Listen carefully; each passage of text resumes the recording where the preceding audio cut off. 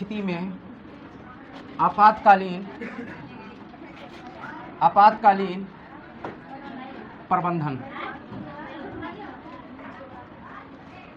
चलिए लिखिएगा, इसको हेडिंग डालिए और लिखिए आग लगने की स्थिति में आपातकालीन प्रबंधन।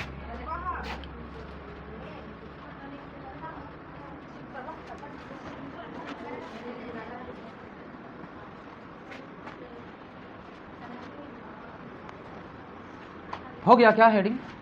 थोड़ा जल्दी जल्दी करिए ना। आग लगने की स्थिति में आपातकालीन प्रबंधन। अच्छा, सबसे पहले मान लीजिए आप खुद से देखिए, इसमें क्या है ना कि जो इमरजेंसी मैनेजमेंट है आप खुद कुछ सोच कर भी कर सकते हैं, इसमें रटने वाली कोई बात नहीं है। अगर आग लगा है कहीं पे तो आप सबसे पहले क्या करेंगे? क्या करेंगे सबसे पहले? अपने दिमाग से बताइए, अपने विवेक से बताइए, आप सबसे पहला काम क्या करेंगे? अगर मान लीजिए कि इस क्लास में कहीं से आग लग जाए तो आप सबसे पहला काम क्या करेंगे? वहां पे सूती के कपड़ा डाल देंगे।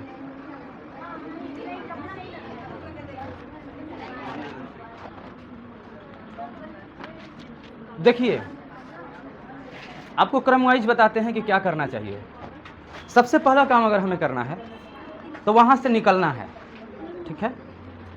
अगर पॉसिबल है यानी आग इतना ज़्यादा बढ़ चुका है कि अब वहां से निकल जाएं। देखिए, प्राथमिकता होना चाहिए निकलना। सबसे देखिए, डिजास्टर मैनेजमेंट के अंतर्गत सबसे बड़ा प्राथमिकता होता है जान बचाना। सबसे पहला प्राथमिकता होता है जान बचाना। घर द्वार सर सामान सब छोड़ करके अपना जान बचाना डिजास्टर मैनेजमेंट का पहला टारगेट है। लेकिन अगर पॉसिबल है तो उस स्थिति में आप क्या करें कि सबसे पहले लाइन को काटें, क्योंकि यदि लाइट है तो वह और बढ़ सकता है ना। लाइट को सबसे पहले उसको कट कीजिए। उसके अगला काम, अगर पॉसिबल है तो आग लगने की स्थिति में आप, जैसे मान लीजिए किसी व्यक्ति को आग पकड़ लिया है, अब क्या करेंगे उसका? आपके सामने कोई ऐसा व्यक्ति मिला जिसको आग पकड़ चुका है उसके कपड़ा में, तो आप उसके लिए क्या करेंगे?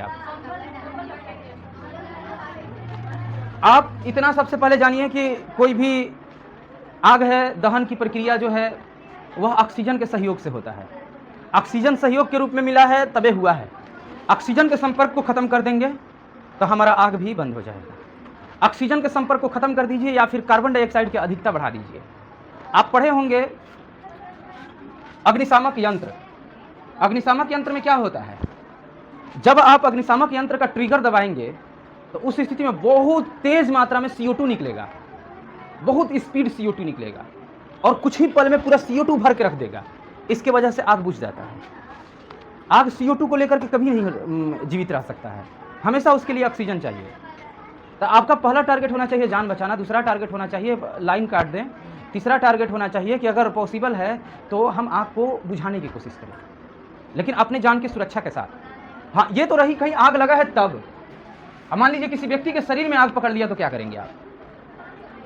अगर किसी व्यक्ति के शरीर में आग पकड़ लिया है तो सबसे पहले उसे कोई भी मोटा कपड़ा उठाइए और उसको पूरा लपेट दीजिए ना, उसको जोर से लपेट दीजिए।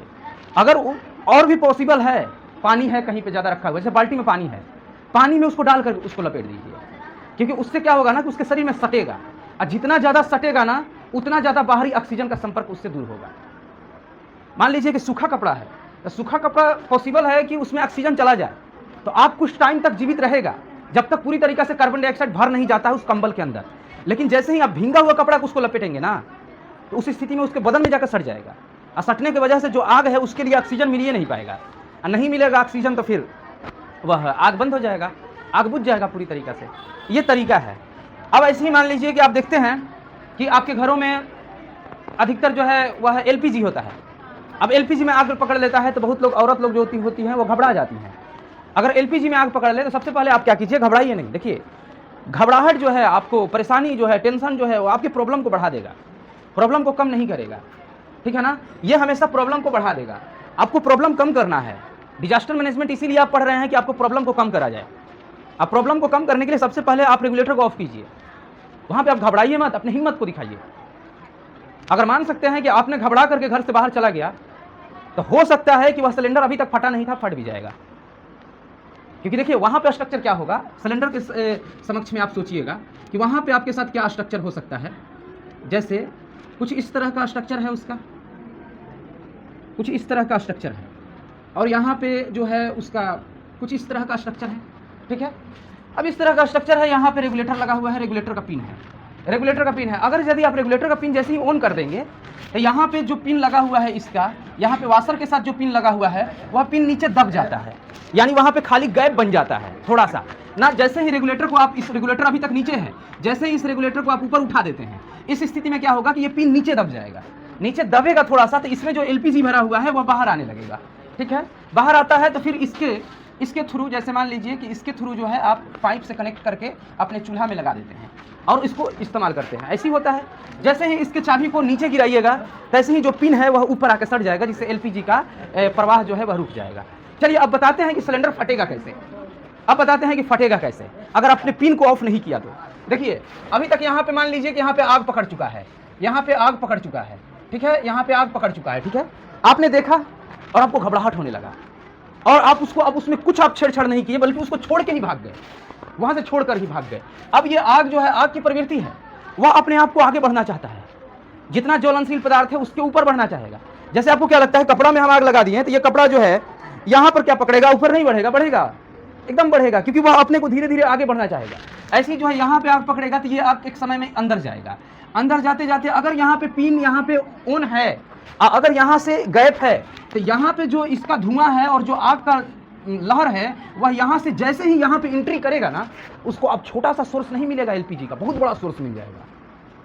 अब उसको छोटा सा, देखिए अभी यहाँ तक तो एलपीजी का छोटा सोर्स मिल रहा था तो हल्का जल रहा था, यहाँ पर आते आते हल्का सोर्स था इसीलिए जल रहा था, आपको दिखाई दे रहा था कि रेगुलेटर के माध्यम से आग फेंक रहा है ना, आग बाहर निकल रहा है। लेकिन जैसे ही धीरे धीरे अंदर आएगा और यहाँ पे जैसे ही आग आएगा और अंदर आएगा, इसको एलपीजी का पूरा सिलेंडर मिल जाएगा। अब इस स्थिति में जब जलेगा तो इसके जलने के लिए उतना ज्वलनशील, उतना उसको घनत्व चाहिए, मतलब कहने का मतलब है कि उसको उतना आयतन चाहिए फैलने के लिए, उसके साथ धुआं है, उसके साथ आग है, उसको फैलने के लिए। देखिए जैसे आपने देखा ना, एक तरह से कल्पना कीजिए कि यह जो है, यह एक छोटा सा बम है, ठीक है, जो लोग जलाते हैं। जैसे हम लोग यहाँ पे जलाते हैं, जलते जलते अंदर आता है ना, यहाँ पर एक बारूद का ढेर भरा होता है ना, बारूद का ढेर भरा होता है। ये क्यों फटता है? क्योंकि अचानक इसको मिलेगा बहुत ज्यादा बारूद, अचानक इसको बहुत ज्यादा ज्वलनशील पदार्थ मिलेगा, और जब ज्वलनशील पदार्थ मिलेगा, जब ये जलेगा ना, तो इसके अगल बगल जो है ना, इसके अगल बगल जो है बहुत ज्यादा गति में यह उड़ेगा। इसीलिए देखिएगा जैसे कि कोई बम बनाता है तो इसमें पता है क्या इस्तेमाल करेगा? कंकड़, छोटा छोटा गिट्टी का इस्तेमाल करेगा। उसको लॉस बारूद से नहीं होगा, लॉस उस गिट्टी से होगा। उसको बारूद तो वहां पे जलेगा, लेकिन बारूद का काम क्या होगा? उसमें गति प्रदान कर देगा, उसके अंदर जो है ना वेग ला देगा। जब उसके अंदर वेग लाएगा ना तो किसी के सर पे जाके गिरेगा, किसी के शरीर पे गिरेगा तो फट जाएगा सर, ऐसे होगा। और बताएं इसको और हिंसक बनाया जाता है कैसे? और इसको हिंसक बनाना है ना तो इसमें लोग काटी का इस्तेमाल करते हैं, कील का इस्तेमाल करते हैं। कील का इस्तेमाल जब कीजिएगा ना तो क्या होगा कि जैसे ही मान लीजिए कि ये पूरा बारूद इसको मिला, बारूद मिलेगा, उसमें अचानक आग लगेगा तो मूवमेंट आएगा, बहुत काफी गति आएगा। जब बहुत काफी गति आएगा तो मान लीजिए कि यहाँ पे आपने इस बम को छोड़ा है और इधर आसपास में बहुत सारे लोग हैं। जब इसके मूवमेंट आएगा तो इसमें जो कांटी है, यानी कि जो इसमें कांटी है, या फिर और उसको जो भी आप उसके भाषा में पिन कहिए, कांटी कहिए, या चोक, कोई भी पदार्थ है, छोटा छोटा लोहा का टुकड़ा है, ये चीज़ जो है ना इतना मूवमेंट के साथ लोगों के शरीर पर लगेगा। शरीर पर लगेगा तो धंस जाएगा, किसी के आंख में धंस जाएगा, किसी के सर में धंस जाएगा, किसी के हाथ में धंस जाएगा। तो इस तरह का क्षति होता है।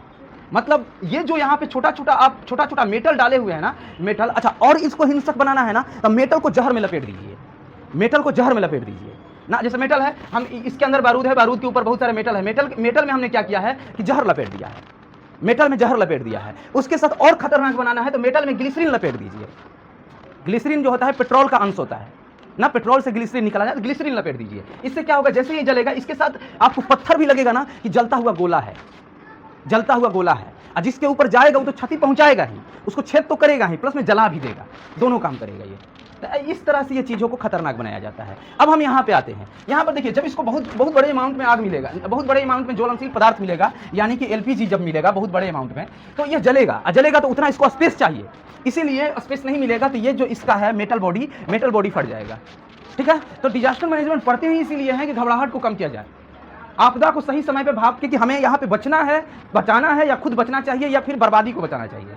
ना इस चीज को। अब मान लीजिए कि आपको पता चल गया कि इसके अंदर आग पकड़ चुका है, तब उस स्थिति में आप बंद करने के चक्कर में पता चला कि जो आप पास गए इसको बंद करने के लिए, तो ब्लास्ट हो गया है, फिर आपका भी पूरा शरीर ब्लास्ट हो जाएगा, लॉस हो जाएगा आपका ना। तो यहाँ पे ये चेक करना है कि ये कब का आग लगा हुआ है, कब किस कदम को उठाना है, ठीक है ना। इसीलिए डिजास्टर मैनेजमेंट में सबसे ज्यादा जरूरी चीज होता है कि अपने जान को सुरक्षित रखते हुए काम को करना। सतर्कता, पूरी तरीका से अलर्टनेस होना चाहिए आपके अंदर, आप अलर्ट रहें एकदम। आग से बचाना है तो अपना कपड़ा भी देखना है, पता चले किसी और आग बुझाने के चक्कर में पीछे से आग हमारा पकड़ चुका है, ठीक है ना, और हमें एहसास नहीं हो रहा है। जब पूरा आग पकड़ लिया शरीर में, जब लगने लगा हीट, तब लगा कि हमें भी आग पकड़ चुका है, ठीक है ना। तो ये चीज ध्यान देना है। चलिए इसमें हम चीज लिखेंगे, जो चीज लिखना है इस चीज को। तो आप एक बात को ध्यान रखिएगा, हम बार बार आपसे कहते हैं कि पढ़ाई का मतलब सिर्फ एग्जाम क्वालिफाई करना नहीं, पढ़ाई का मतलब एग्जाम में अच्छा अंक लाना नहीं।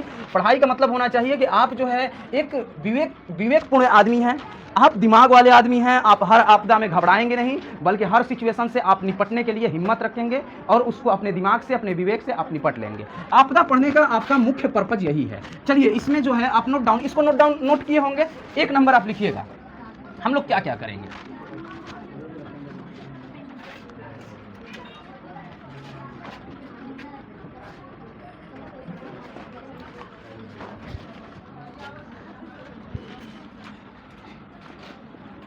आग लगे हुए जगह से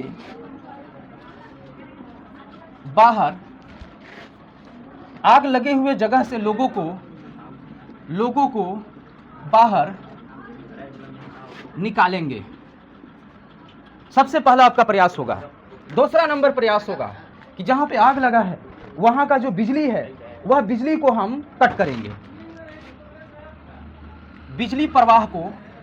बिजली प्रवाह को बंद करेंगे, बिजली प्रवाह को बंद करेंगे। तीसरा नंबर, अग्निशामक यंत्र का इस्तेमाल करेंगे, अग्निशामक यंत्र का इस्तेमाल करेंगे, अग्निशामक यंत्र का इस्तेमाल करेंगे। 4 नंबर,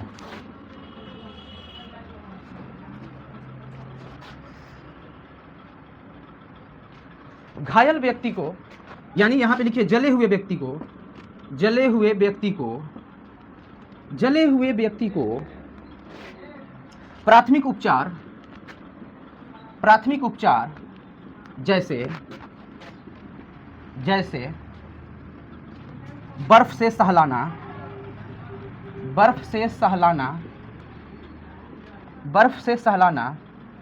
बर्नौल लगाना, ठंडा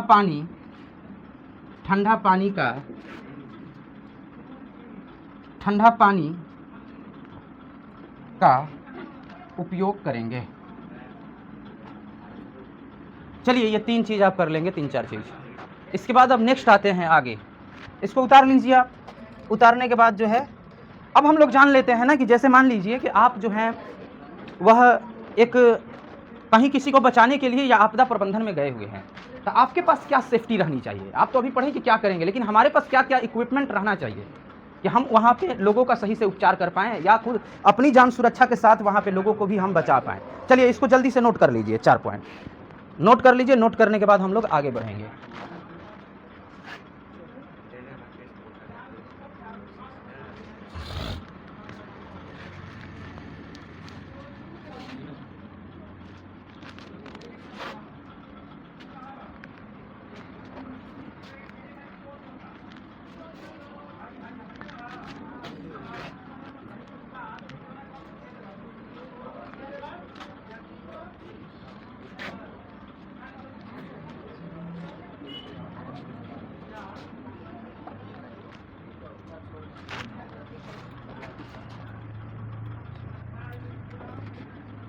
चलिए अब स्टार मार्क लगाइएगा आप अपने कॉपी में। राहत कर्मियों के लिए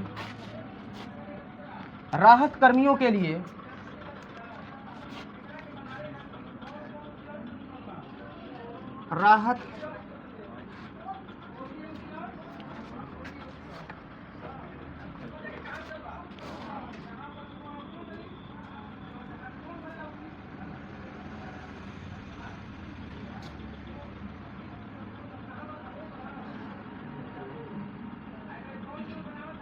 राहत कर्मियों के लिए प्राथमिक उपकरण एवं उपचार। चलिए इसको लिख लीजिए, राहत कर्मियों के लिए प्राथमिक उपकरण एवं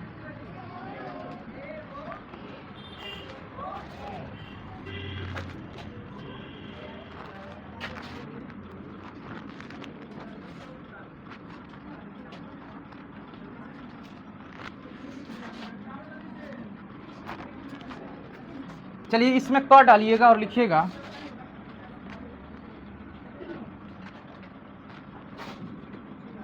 बचाव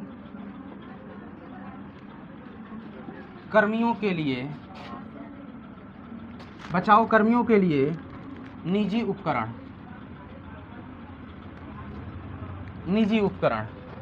जैसे जो भी बचाव कर्मी हैं, जो भी बचाने के लिए आए हैं, उनके लिए निजी उपकरण क्या होगा? सबसे नंबर पहला होगा आपका हेलमेट होना चाहिए। दूसरा नंबर आपका होना चाहिए लाइफ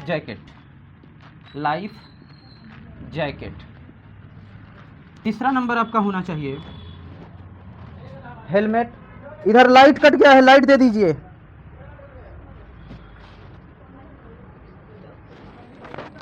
तीसरा नंबर टॉर्च। 4 नंबर गम किट। 5 नंबर सीढ़ी। गम कूट लिखिएगा, कूट और सीढ़ी।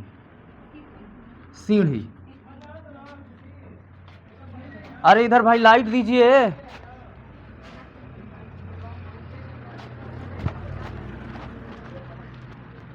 लाइट कट गया है उधर, लाइट कट जाता है। हाँ देखिए ना, देखिए गमकुट पता है क्या होता है? किसी को देखे होंगे कि वह अपने पैरों में पहनता है, घुटने तक रहता है, प्लास्टिक का शूज ना, लगभग इतना तक रहता है, पूरा पहना हुआ रहता है ना, वही है।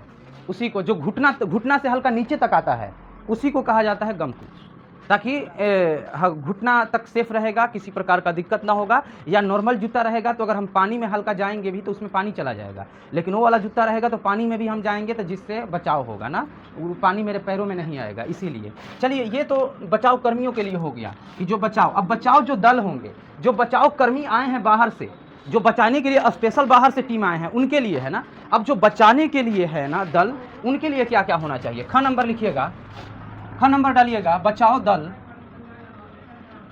दल के लिए उपकरण। बचाव दल के लिए उपकरण, इसमें आप 1 नंबर में डालिएगा और लिखिएगा स्ट्रेचर। मान लीजिए कि बचाव दल है, तो बचाव दल बहुत सारे लोग होंगे, तो उनके पास एक स्ट्रेचर होना चाहिए, ताकि कोई बीमार है उसको जैसे वहाँ से निकालना है तो जल्दी से उसको उठा के स्ट्रेचर पे रख देंगे और स्ट्रेचर को फिर ले आकर साइड में लगा देंगे। अब जैसा भी इंसान है अगर बीमार है तो उसको एम्बुलेंस जल्दी से भेजेंगे, तो स्ट्रेचर हो गया। 2 नंबर उसमें डालिएगा और लिखिएगा सीढ़ी। 3 नंबर रस्सी। 4 नंबर लिखिएगा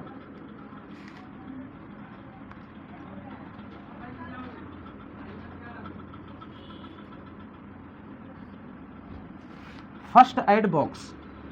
5 नंबर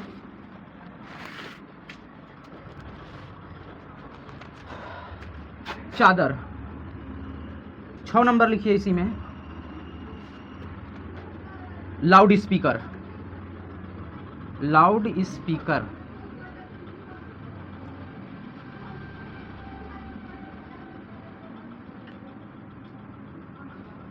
स्पीकर। ये लिख लीजिए, बचाव दल के लिए उपकरण होना चाहिए। इसके बाद ग लिखिएगा, ग डालिएगा कि प्राथमिक उपचार। अभी तो ये उपकरण का बात किया है ना, प्राथमिक उपचार के लिए क्या क्या चाहिए हमारे पास कि हम प्राथमिक उपचार कर पाएंगे। प्राथमिक उपचार के लिए प्राथमिक उपचार के लिए सामग्री। 1 नंबर इसमें लिखिएगा साबुन,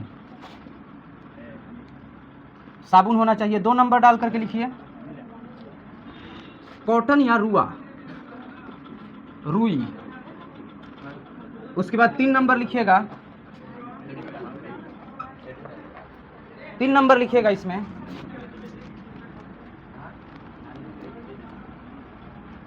एंटीसेप्टिक, एंटीसेप्टिक या disinfected, disinfected medicine, disinfected medicine. 4 number डालिएगा और लिखिएगा थर्मोमीटर, थर्मोमीटर। 5 नंबर इसमें लिख लीजिए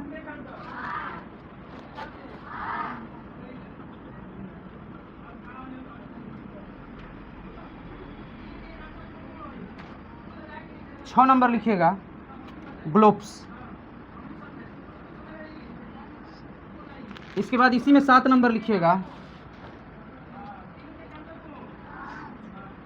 ORS पैकेट, ORS पैकेट। 7 हो गया आपका। 8 नंबर इसमें लिख लीजिए एंटासिड, 8 हो गया। 9 नंबर लिखिए बैंडेज, बैंडेज। 10 नंबर इसमें लिख लीजिए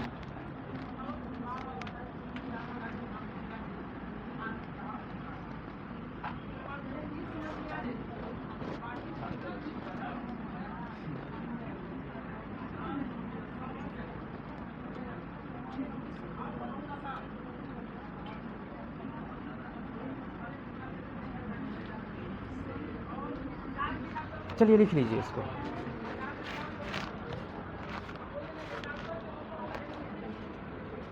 देखिए साबुन लेंगे, कॉटन रखेंगे, एंटीसेप्टिक या डिसइंफेक्टेड मेडिसिन रखेंगे जैसे डिटॉल, उसके बाद बेटाडीन ना, स्प्रिट, इन सभी चीज़ों को रखेंगे। थर्मामीटर रखेंगे अपने पास, सीजर यानी कैंची रखेंगे अपने पास ना, कैंची, ब्लेड, इन सभी चीज़ रखेंगे। ये बहुत काम देगा। जैसे मान लीजिए किसी का रस्सी में हाथ फंस गया है, इन सभी चीज़ तो रहेगा तो उसको तुरंत काट देंगे, ऐसा चीज़ इस्तेमाल। ग्लोव्स रखेंगे ताकि हमारा हाथ किसी से इन्फेक्ट या मेरे हाथ से किसी का कोई जख्म हो या इन्फेक्टेड ना हो, ग्लोव्स ये काम देगा। ORS पैकेट रखेंगे, किसी का पानी वानी का कमी हो गया है बिल्कुल, ORS, ग्लूकोज ये रखेंगे, उसको तत्कालिक एनर्जी के लिए देंगे। एंटासिड रखेंगे, एंटासिड उस टाइम पे इस्तेमाल किया जाता है कि मान लीजिए कि जिसका तत्काल तौर पे बहुत ज़्यादा पेट में जलन हो रहा है ना, तो एसिड के प्रभावों को कम करने के लिए एंटी एसिड रखा जाता है ना, ये चीज़। बैंडेज, जलन हो रहा है पेट में, बैंडेज रखेंगे ताकि कहीं जख्म है। स्ट्राइल ड्रेसिंग, ड्रेसिंग मीन्स होता है कि किसी का प्राथमिक उपचार जैसे साफ़ सफाई करके उसमें थोड़ा सा मलहम उलहम लगाकर उसको बांधना। उसके बाद क्रेप बैंडेज, किसी का मोच ओच आ गया है तो गर्म पट्टी नाम से सुने होंगे आप लोग, एक गर्म पट्टी आता है तो गर्म पट्टी बांध लिया जाता है नॉर्मली, जैसे कोई हाथ में बंधा रहता है, ठेहुना में मोच ओच हो जाता है तो क्रेप बैंडेज यानी गर्म पट्टी रखेंगे अपने पास। इतना चीज़ हम रखेंगे उसका उपचार करने के लिए, ये चीज़ आप लिख लीजिए। उसके बगल में अगर आपको जैसे सीजर्स है, जैसे सीजर्स है तो इसको देखिए, ये ऐसी चीज़ है ना, आप इंग्लिश में भी लिख देंगे तो कोई दिक्कत नहीं है। चलिए इसको कंप्लीट कर लीजिए। कंप्लीट जैसे होगा वैसे अब नेक्स्ट चैप्टर की तरफ हम लोग मूव करेंगे।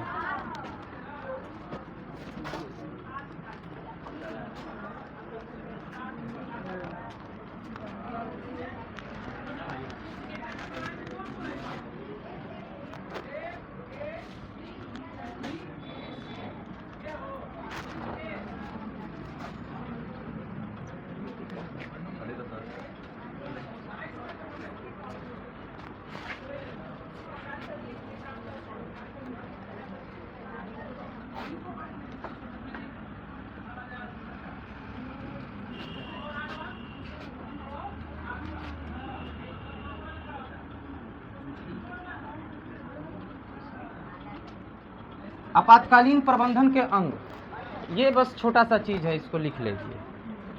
हाँ क्या बोलिए? ये वाला एंटीसेप्टिक या डिसइंफेक्टेड मेडिसिन लाइक स्प्रिट, यहाँ पे लिख दीजिए like spirit, spirit, sanitizer, sanitizer आप लिख लीजिए, बेटाडीन लिख लीजिए, बेटाडीन, बेटाडीन, डेटॉल लिख लीजिए यहाँ पे, डेटॉल, इन सभी को रखेंगे हम लोग। आपातकालीन प्रबंधन के अंग 3 गो हैं, उसको सिर्फ आपको मेंशन करना होता है।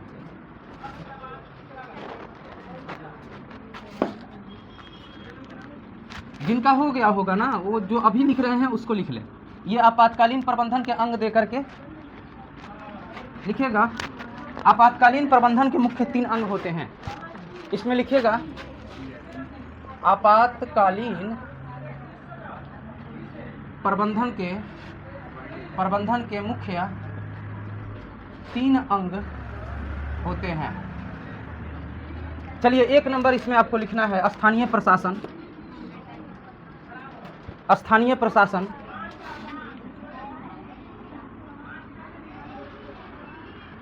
स्थानीय प्रशासन। 2 नंबर स्वयं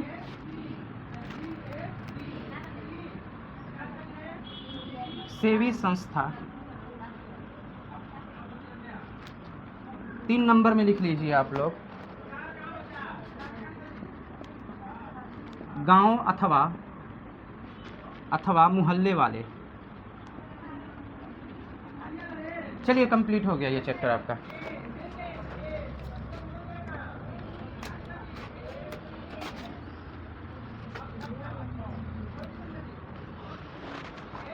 इसको लिख लीजिएगा।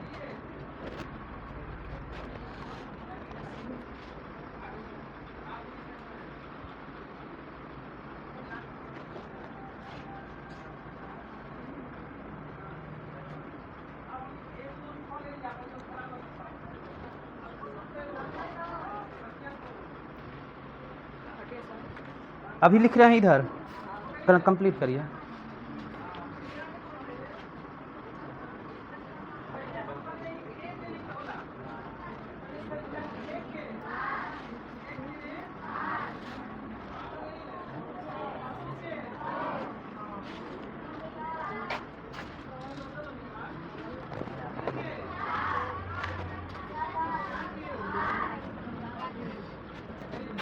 अब बोलिए मिटा दें क्या?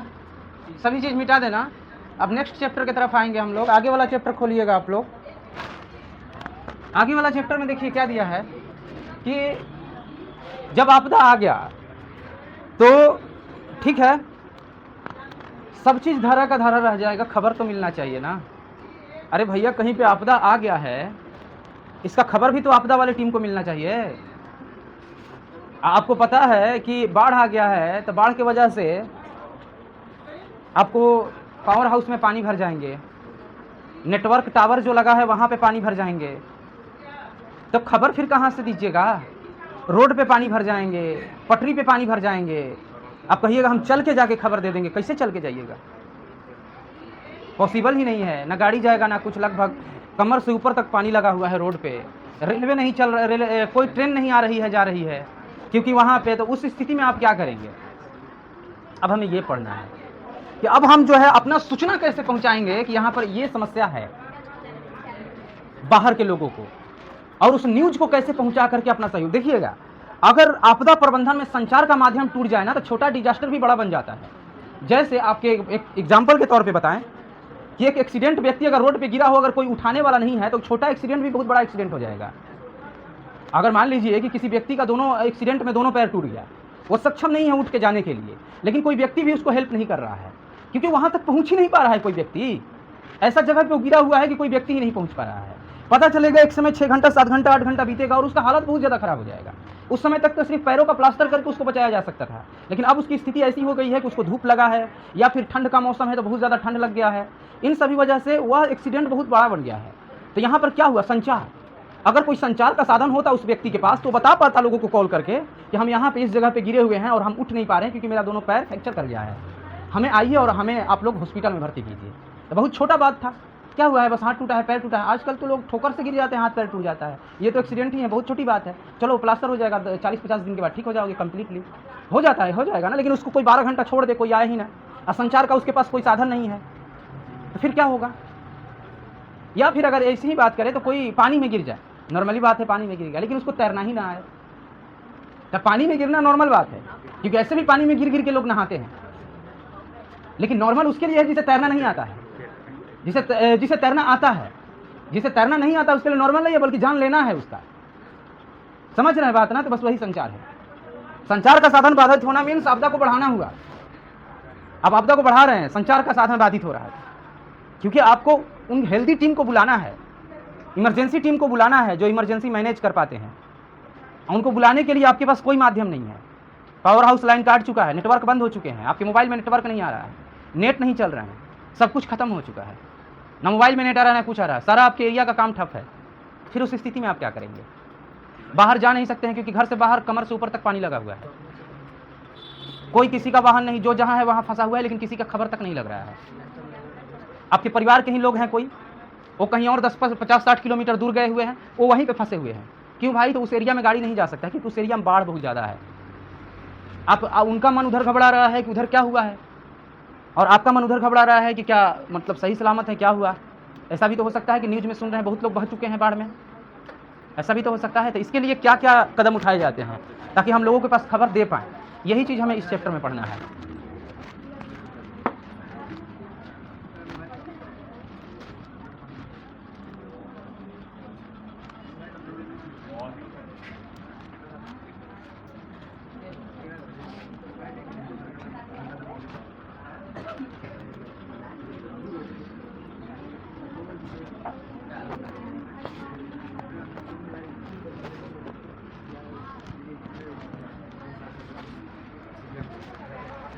अच्छा अब बताइए आप लोग कि आप लोगों का पढ़ाई कैसी चल रही है भाई?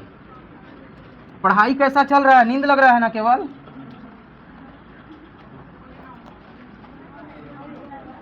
देखिए कहा जाता है जो सोएगा वह खोएगा, जो जागेगा वह पाएगा। इसीलिए आप लोग जगिए, ठीक है ना? आप लोग जगा करिए।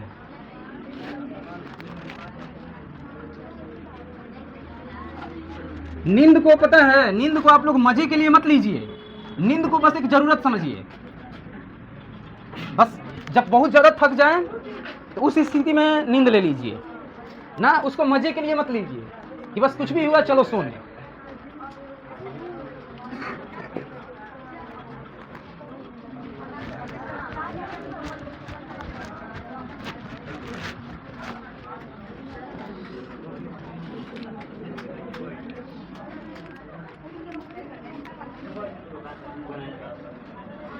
इसमें वैकल्पिक साधन में सबसे नंबर 1 जो हम चीज़ पढ़ेंगे, क्योंकि आपको इंट्रोडक्शन के रूप में जो भी था वो बता दिए हैं, तो वैकल्पिक साधन के रूप में सबसे पहले पढ़ेंगे कि हमारा हो जाएगा ऐसी स्थिति में एक हो जाएगा रेडियो संचार, जो कि टोटली फ्रीक्वेंसी बेस्ड होता है। फ्रीक्वेंसी जानते हैं क्या होता है? फ्रीक्वेंसी देखिए, रेडियो संचार नंबर 1। ऐसी स्थिति में हम क्या करेंगे? रेडियो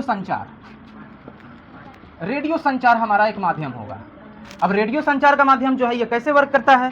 तो ये जो है वह एक प्रॉपर फ्रीक्वेंसी पे काम करता है, यह एक प्रॉपर फ्रीक्वेंसी पे काम करता है। अच्छा, फ्रीक्वेंसी क्या होता है? सबसे पहले आप ये जान ले कि फ्रीक्वेंसी क्या होता है। देखिए जैसे, अच्छा आप बता सकते हैं कि हम लोगों का जो इलेक्ट्रिक करंट है उसका फ्रीक्वेंसी कितना है? ये जो इलेक्ट्रिक करंट है इसका कितना फ्रीक्वेंसी है? हम अभी बोल रहे हैं इसका फ्रीक्वेंसी कितना है? ध्वनि के फ्रीक्वेंसी को क्या चीज में नापा जाता है बताइए तो? ऐसे नॉर्मली फ्रीक्वेंसी को किस चीज में नापा जाता है? नॉर्मली फ्रीक्वेंसी को जो है वह हर्ट्ज में मापा जाता है, HZ ना। ध्वनि के फ्रीक्वेंसी को, यानी हम बोल रहे हैं इस फ्रीक्वेंसी को मापा जाता है डेसिबल में, इस फ्रीक्वेंसी को मापा जाता है डेसिबल में। जहां तक अगर हम बात करें तो अब हमारा कितना फ्रीक्वेंसी है बोलने का, तो अप्रोक्स मान सकते हैं कि हमारा फ्रीक्वेंसी जो होगा वह बोलने का फ्रीक्वेंसी 1 डेसिबल 2 डेसिबल होगा, 1-2 डेसिबल लगभग होगा, ठीक है, 1-2 डेसिबल फ्रीक्वेंसी होगा। अच्छा, कभी आपने पढ़ा होगा प्रस्रव्य तरंगे ना, जिसमें कुछ तरंगे होती हैं जो कि इंसान नहीं सुन पाते हैं, कुछ तरंगे होती हैं जो इंसान सुनते हैं। जैसे जो आपको, अगर हम इसमें बात करें, जैसे कुत्ता है ना, कुत्ता, तो कुत्ता कुछ फ्रीक्वेंसी को जो है वह हम लोगों से उसका फ्रीक्वेंसी सुनने की क्षमता ज़्यादा होती है ना, हम लोगों से ज़्यादा फ्रीक्वेंसी सुनने की क्षमता होती है। ऐसे ही अगर बात करें चमगादड़ है जो, चमगादड़ जो है हम लोगों से भी ज़्यादा फ्रीक्वेंसी सुनने की उसको उतना कैपेबल है कि वह फ्रीक्वेंसी को सुन सकता है। फ्रीक्वेंसी का मतलब समझिए नॉर्मली कंपन ना, फ्रीक्वेंसी उत्पन्न होता है वाइब्रेशन से। जैसे आप कभी जब स्पीकर चलता है, स्पीकर बजता है ना, स्पीकर उस पर अपना हल्का सा हाथ रख के देखिएगा, वो वाइब्रेट करता है। आप जब बोलते हैं ना, अपने गले के पास हाथ रख के देखिएगा, वाइब्रेट करता है ना। ये जो है एक फ्रीक्वेंसी है, फ्रीक्वेंसी। जैसे और आपको एग्जांपल बताएं फ्रीक्वेंसी का, जैसे मान लीजिए कि आप एक लगा हुआ है आपके छत पर जो पिलर के साथ जो 4 रड लगे होते हैं, पिलर के साथ जो 4 रड छत पे निकले होते हैं, उसको कभी आप जो है ना उसको जोर से खींच कर छोड़िएगा ना, तो उसमें घन सा आवाज आएगा। वही फ्रीक्वेंसी है ना, वही फ्रीक्वेंसी है।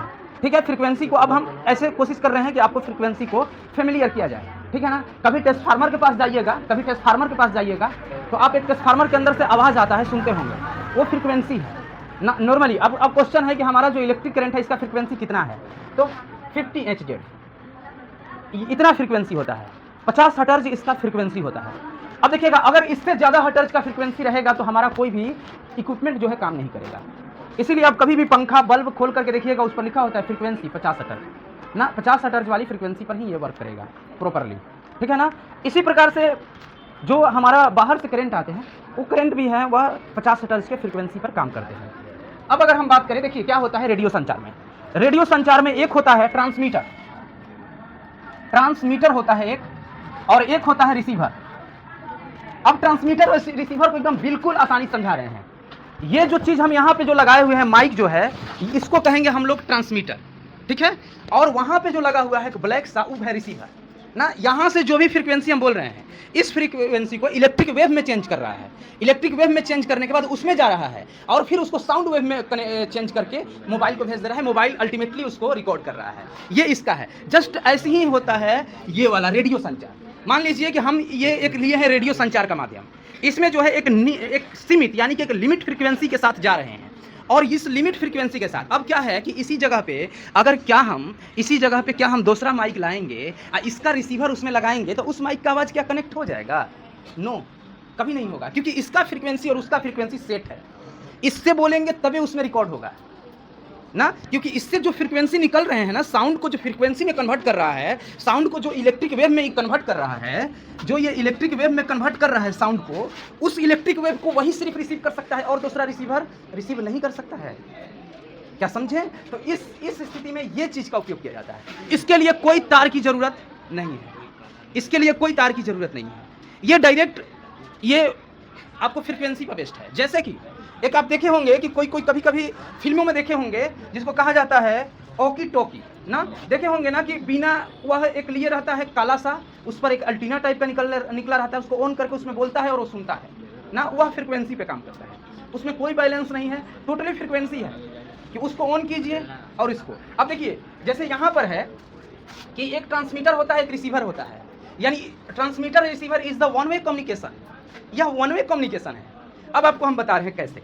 जैसे मान लीजिए कि हम इसमें बोलेंगे तो सिर्फ वो रिकॉर्ड कर रहा है, यानी कि वह हमको रिएक्शन नहीं कर सकता है, वह हमको रिएक्ट नहीं कर सकता है, यानी वह बोलेगा इसमें नहीं आ सकता है, सिर्फ इसमें बोलेंगे उसमें जा सकता है। यह वन वे कम्युनिकेशन है, सिर्फ एक वे से जा रहा है। अगर वही दोनों रहता, ये भी रिसीव करता, यानी receiver with transmitter, transmitter with receiver ना, वो भी ट्रांसमीटर रिसीवर दोनों है और ये भी ट्रांसमीटर रिसीवर दोनों है, जबकि ये ट्रांसमीटर है, रिसीवर नहीं है, रिसीवर वहाँ पे है। ठीक है ना। तो इसमें यही होता है, यानी रेडियो तरंग में वन वे कम्युनिकेशन। जैसे आपके पास एक रेडियो, चलिए ना रेडियो से रेडियो को समझते हैं।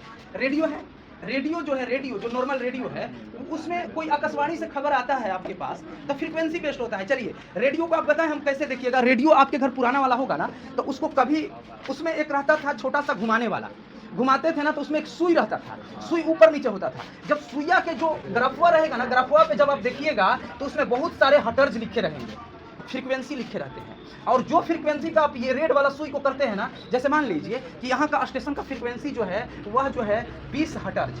ठीक है। अब जैसे ही हम 20 हर्ट्ज पे, रेडियो को पता नहीं है ये सासाराम में लगाना है, हमको पता है सासाराम में लगाना है, रेडियो को पता है कि 20 हर्ट्ज पे लगाना है, रेडियो को पता है कि 20 हर्ट्ज पे लगाना है। और जैसे रेडियो का सुई हम 20 हर्ट्ज पे ले जाएंगे, हमारा जो यहाँ से जो रिसीवर है वह 20 हर्ट्ज वाला जो भी कनेक्शन है उसको रिसीव करना शुरू कर देगा। जिससे हमारा स्पीकर में आवाज सासाराम आकाशवाणी केंद्र से आने लगेगा, सासाराम का। और जैसे ही हम इसको 103 हर्ट्ज पे करेंगे, 103 हर्ट्ज पे करेंगे ना, 103 हर्ट्ज पे करेंगे, वैसे ही पटना आकाशवाणी केंद्र पे चला जाएगा। यानी कि वहां से ट्रांसमीटर से जो है छोड़ दिया गया है। अब अब इसका फ्रीक्वेंसी से हम छोड़ दिए। अब मान लीजिए कि मेरे जैसा एक और रिसीवर ला करके कोई और मोबाइल में लगा दिया, ठीक है, इसका पहले पता किया कि इसका कितना हर्ट्ज फ्रीक्वेंसी निकल रहा है इससे, ठीक है। अब इसी हर्ट्ज का गया, अब वह खरीद के लाया, खरीद करके ट्रांसमीटर अपने में लगा दिया। पता क्या होगा, मेरे मोबाइल में भी रिकॉर्ड होगा और उसके मोबाइल में भी रिकॉर्ड होगा, क्योंकि फ्रीक्वेंसी रिकॉर्ड करने के लिए वो भी ला दिया है। क्या बात समझ गए ना? ऐसे ही उसमें भी होता है ना, फ्रीक्वेंसी पे चलता है वो फ्रीक्वेंसी। अब यहाँ पर फ्रीक्वेंसी भी दो प्रकार का, वीक स्ट्रॉन्ग और वेरी स्ट्रॉन्ग। वीक स्ट्रॉन्ग और वेरी स्ट्रॉन्ग। जैसे इसका फ्रीक्वेंसी जो है वह आपका 30 मीटर तक काम करेगा। यानी आप मेरे रिसीवर को 30 मीटर दूर लेकर जाइएगा ना, तब इसका फ्रीक्वेंसी, तब तक फ्रीक्वेंसी काम करेगा। जैसे ही इससे आप ज़्यादा दूर 30 से 31 मीटर जाइएगा, फ्रीक्वेंसी टूट जाएगा, रिकॉर्ड नहीं होगा आवाज़। समझ गए? तो इसी प्रकार से इसका भी फ्रीक्वेंसी होता है। फ्रीक्वेंसी का वीक स्ट्रॉन्ग और वेरी स्ट्रॉन्ग ना, एक्सट्रीमली स्ट्रॉन्ग होता है। जैसे मान लीजिए कि हमें 50 किलोमीटर के अंदर का सूचना भेजना है, तो हम फ्रीक्वेंसी को क्या करेंगे कि स्ट्रॉन्ग रखेंगे। अगर हमको दूर दूर शहर के पास भेजना है, मतलब यहाँ से हमको दिल्ली भेजना है ऐसे, तो फ्रीक्वेंसी को वेरी स्ट्रॉन्ग रखेंगे। लॉस क्या था? One way communication, one way communication था, वन वे कम्युनिकेशन था इसमें। इसका लॉस क्या था, ड्रॉबैक क्या था? वन वे कम्युनिकेशन था। वन वे कम्युनिकेशन की मीन्स कि सिर्फ हम बोल सकते हैं, आपका हाल हम नहीं जान सकते। जैसे वन वे कम्युनिकेशन में आप समझिए क्या होता था। अब मान लीजिए कि हमने किसी को कहा कि जल्दी आओ बाढ़ आइल बा, ठीक, आप समझिए वो कहेगा कि हम कैसे आई, हमारा यहाँ भी बाढ़ आइल बा, लेकिन आप तो खिसिया जाएंगे, आप कहेंगे हम कॉले हैं बाढ़ आइल बा, अभी तक आइल ना, उसका हाल जाने बिना, ठीक है ना। लेकिन इसीलिए अब आपको एक कहा जाता है, ट्रांसमीटर के जगह एक और नाम होता है जिसका ट्रांससीटर करके कुछ नाम होता है उसका ना, जिसके अंदर रिसीवर और ट्रांसमीटर दोनों होता है। यानी वह रिसीव भी करेगा, बोलेगा भी। जैसे हम आपको अभी बताए हैं ऑकी टॉकी ना, जैसे कि क्या होता है कि उसमें देखिएगा दोनों तरफ से लोग बोल पाते हैं, हमको भी बोलना है, उसको भी सुनाई देगा, उसको भी बोलना है, हमको भी सुनाई देगा, ठीक है ना। ये चीज़ ऐसे होता है। तो इसलिए ये चीज़ फिर आगे जो है, इसके आगे रेडियो संचार हो गया। रेडियो संचार का लॉस था कि यह फ्रीक्वेंसी पे काम करता था, लेकिन यह जो है वन वे कम्युनिकेशन था। हाँ, लेकिन इसके लिए कोई तार की आवश्यकता नहीं है। अब आप बोलेंगे कि हम तो अभी बोले थे कि पावर हाउस भी कट हो चुका है, तो नॉर्मली 12 वोल्ट के बैटरी से आप इसको चला सकते हैं। नॉर्मली 12 वोल्ट का, आप कहेंगे 12 वोल्ट का बैटरी, बताइए कुछ ऐसा, इतना तो हमें टेक्निकल समझ नहीं आता है 12 वोल्ट का बैटरी क्या है। आपके घर टेम्पू होगा, आपके घर कार होगा, आपके घर छोटा गाड़ी कोई भी होगा, इसको बाइक को मत लीजिएगा, बाइक में जो बैटरी होता है वो 6 वोल्ट का होता है। बाइक में जो बैटरी होता है वो 6 वोल्ट का होता है ना, 12 वोल्ट का। अब अगर 12 वोल्ट भी आपको एक्सप्लेन करना हो कि व्हाट इज 12 वोल्ट, आखिर 12 वोल्ट से हम क्या समझते हैं कि 12 वोल्ट में कितना न्यूट्रॉन कितना इलेक्ट्रॉन। आपको इतना तो पता है ना कि इलेक्ट्रॉनों का प्रवाह जो होता है वही इलेक्ट्रिक, जैसे कि मान लीजिए इलेक्ट्रिक वेव ऐसे, इलेक्ट्रिक करंट ऐसे चल रहा है तो इलेक्ट्रॉन ऐसे चल रहा है, ठीक है ना। इलेक्ट्रिक करंट ऐसे चल रहा है तो इलेक्ट्रॉन ऐसे चल रहा है। ये भी आपको पता है कि जब इंडिपेंडेंस इलेक्ट्रॉन होंगे तभी इलेक्ट्रिक करंट का प्रवाह होगा, ये भी आपको पता है। जैसे सोडियम में 1 इलेक्ट्रॉन इंडिपेंडेंट है ना, 2 8 1 होता है, एक इंडिपेंडेंट होता है, इसीलिए तो उसमें इलेक्ट्रिक वेव जाता है। मेटल क्या है, मेटल में इंडिपेंडेंट इलेक्ट्रॉन होते हैं, स्वतंत्र इलेक्ट्रॉन होते हैं, इसीलिए तो मेटल में आप कर पाते हैं और नॉन मेटल में नहीं कर पाते हैं। रीजन यही है, नॉन मेटल में इंडिपेंडेंस इलेक्ट्रॉन नहीं है, इसी वजह से आप नहीं कर पा रहे हैं, जबकि मेटल में है इसीलिए आप कर ले रहे हैं इसमें, क्योंकि वो जो फ्री है ना वो मूव करता है ना। अब मूव करने का क्या डायरेक्शन होता है, तो जिस तरह इलेक्ट्रिक करंट चलेगा वो उसके पीछे चलेगा। अब आपको विभवांतर पता है, विभवांतर क्या होता है? ये जो हम वोल्ट का बात कर रहे हैं, ये जो वोल्ट का, ये वोल्ट क्या होता है? जैसे मान लीजिए कि आप देखे होंगे कि करंट तो है बट वोल्टेज नहीं है, सुने कभी ऐसा बात? करंट तो है बट वोल्टेज नहीं है। अब इससे क्या आपको पता चला, जितना हाई इलेक्ट्रॉन मूवमेंट उतना तेज वोल्टेज। यानी कि करंट जो है वह नॉर्मली चलता है और वोल्टेज जो है वह इलेक्ट्रॉनों के अंदर आपको मूवमेंट देने का काम करता है। जितना स्पीड चलेगा उतना ही पंखा तेज चलेगा, उतना ही बल्ब तेज जलेगा, ठीक है ना। तो वोल्टेज जो है वह इलेक्ट्रिक करंट के अंदर। अब वोल्टेज से एक चीज़ और पढ़िएगा, ईएमएफ ना, इसको कहा जाता है इलेक्ट्रोमोटिव फोर्स ना, इलेक्ट्रोमोटिव फोर्स उसको कहा जाता है। अब देखिए जैसे हम वोल्टेज का बात किया ना, तो वोल्टेज के अंदर ईएमएफ आता है, ईएमएफ इलेक्ट्रोमोटिव फोर्स, ठीक है ना। ये चीज़ है, लेकिन खैर उतना हम आगे नहीं जाएंगे। 12 वोल्ट का मतलब समझिएगा ना, ये कि ये थोड़ा सा किसी भी चीज़ के अंदर इलेक्ट्रॉन को तेज करेगा, तेज करेगा, बस इतना आप बात को समझिएगा। अब अगर हम बात करें तो यहाँ पे हम इस चीज़ का बात कर रहे हैं, इस चीज़ का बात कर रहे हैं, तो 12 वोल्ट की नॉर्मल बैटरी से इसको चला सकते हैं, जिससे आपको सहूलियत है। आप नॉर्मली अगर 2 4 10 15 20 दिन लाइन कट भी जाए तो किधर से बैटरी, जैसे सौर ऊर्जा है, सौर प्लेट के माध्यम से 12 वोल्ट का बैटरी आराम से चार्ज कर लेंगे आप, चार्ज कर लेंगे। जैसे आप देखे होंगे ना, सौर ऊर्जा वाली लाइट लगा रहता है, सौर ऊर्जा वाली लाइट में जो बैटरी होता है वो 12 वोल्ट का बैटरी है। नॉर्मली उसको 12 घंटे में चार्ज कर देता है, रात भर बल्ब जल जाता है, होता है ना, 12 घंटे में चार्ज कर देना है, रात भर जल जाता है। तो इस तरह से जब ऐसे होता है तो आप इसको चला सकते हैं। तो ये आपका एक कम्युनिकेशन का साधन है, ठीक है ना। अब आपको पता रहना चाहिए कि जो, जैसे मान लीजिए हमको कहाँ खबर करना है, खबर करना है पटना के, जैसे मान लीजिए कि इधर बाढ़ है, हमें पटना के इमरजेंसी डिपार्टमेंट को खबर करना है और हमारा सब कुछ बाधित हो चुका है, लेकिन हमारे पास जो है वह ट्रांसमीटर है और वह ट्रांसमीटर